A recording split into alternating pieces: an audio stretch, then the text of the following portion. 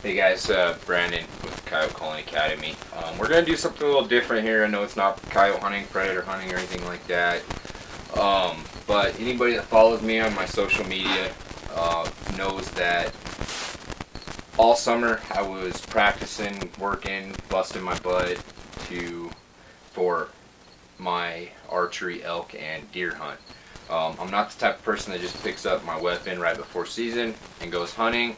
I practice all year long for the next upcoming season per se in the off season, so I'm always trying to better myself at everything, whether it's coyote calling in the truck on the way to work, practicing with my bow all summer, all winter. I shoot in my garage, I blank bail, everything, all my free time pretty much, if I'm not chasing kids around or anything, is doing something with hunting, whether it's practicing, going through my gear, trying to upgrade gear, whatever, something like that. So anybody that's followed me knows how much work I put in the off season for my deer and elk hunt. Unfortunately, I did not kill an elk. I was this close. I called in a giant of a bull and I missed him at 40 yards. I shooting uphill and I did not account for shooting at an angle because it's not something I practice very often, but this year I learned that that's one thing I'm going to have to implement. So in the prairie out here, I'm going to have to come up with a way to practice shooting uphill. I do practice shooting downhill. I get on my roof and shoot off the roof coming down, but I think my wife would probably be a little upset if I put a target on the roof and tried shooting that. So I'm going to have to come up with something different for that. So I missed my elk, but I did kill it's a small, but I'm happy with him. It's my first buck in velvet, my first buck with a bow. So my boy wants it mounted and hung in his room. He's 3, but so I decided I'm going to do a European mount completely by myself. I talked to a couple taxidermists. They told me to cure the velvet on the antlers, to soak them for 2 weeks in some denatured alcohol.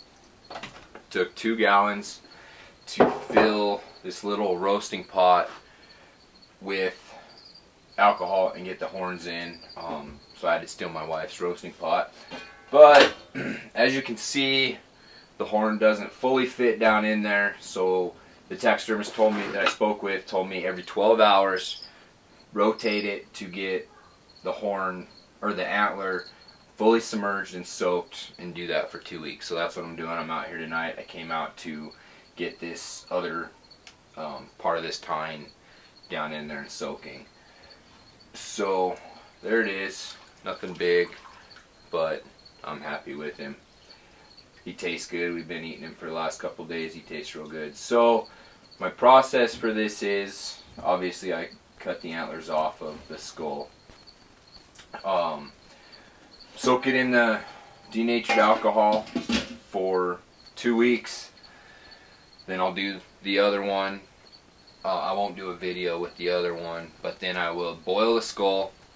I'll do a video boiling the skull and everything like that through that, and then I'll do another video when I go to reattach the antlers to the skull, and we'll see how it turns out. They do make a velvet tanning kit that I was going to originally do online, but talking to some taxidermists and everything else, this is kind of told me that a lot of them are getting away from doing that type of thing, and this is what they're doing, or what he's doing at least. So I figured I'd give it a try. Worst case, when it's over, I'll have to strip the velvet and do something else with it. I don't know. But I thought it'd be kind of cool to be able to try and save the velvet. I'm more of a DIY guy anyway. I got 4 kids, married, all off one income for the most part, so I don't have too much money just laying around for a taxidermist or anything. And for me, it's kind of cool and satisfying that everything I do it's public land hunts, all on my own, or with a partner or anything. We brought it home. I cut all the meat up, do all of that myself with my kids. It's kind of a family thing, so this just kind of adds to it on being able to hunt it, shoot it, process it, mount it, everything, doing all on my own. So we'll see how it turns out. Either way, if it turns out, I hope it turns out good. If not, then oh well, I'll learn. I'll figure out a better way, different way, whatever. Nothing too crazy. But so follow along. I'll post this up on YouTube and I'll put it on my social media stuff. But anybody that's interested, just follow along. We'll see how it turns out. Everybody have a good day. God bless.